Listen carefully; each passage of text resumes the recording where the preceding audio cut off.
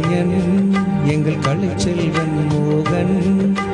நடிப்பாலே கவர்ந்தா எங்கள் உயிரோடு கலந்தா என்றும் ரசிகர்கள் மனதில் குடியிருக்கும் தமிழ் திரையின் யதார்த்த நாயகன். கோபுரங்கள் சாய்வதில்லை, உங்கள் பயணங்கள் என்று முடிவதில்லை.